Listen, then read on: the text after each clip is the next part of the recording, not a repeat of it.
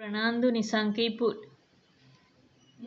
ඔහුව අත්අඩංගුවට ගන්නවා වැලිපැන්න පොලිසිය. එන්නේ එස්.අයි. පේරුසිංහ, සැරේන් සිසිර හා නිමල්.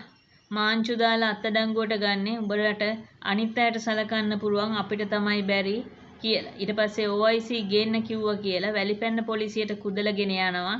පසුදින මහේස්ත්‍රාත් අධිකරණයට ඉදිරිපත් කරනවා මතුගම චෝදනාව හක්කපටස් එකක් ළඟ තබා ගැනීම. ඔහුව රක්ෂිත බන්ධනාගාරගත කරනවා. මොකද්ද පසුබිම?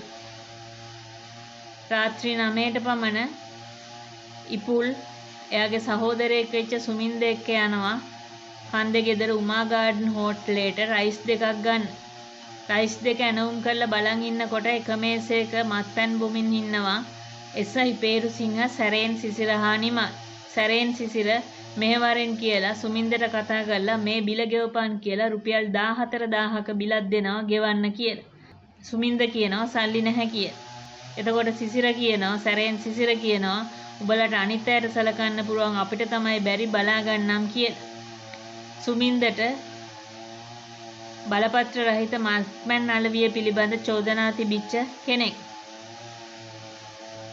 දිනා වැලිපැන්න පොලිසිය OIC සුමින්ද ඇතුළු කිහිප දෙනෙක් පොලිසියට කැඳවලා තර්ජනය කරනවා බලපත්‍ර රහිත මත්පැන් අලවිය නතර කරන්න. එහෙම නොකළොත් කුඩු බෝම්බ දාලා රිමාන්ඩ් කරනවා කියලා. ඊට පස්සේ සුමින්ද මේ අලෙවි කිරීම නතර කරනවා. ඒකයි සුමින්දට බැරි වුණේ සැරේන් සිසිරගේ ඉල්ලීම ඉටු කරන්න. මේකට පලිගන්න තමයි ඉපුල්ව හක්කපටස් එකක් දාලා රක්ෂිත බන්ධනාගාරගත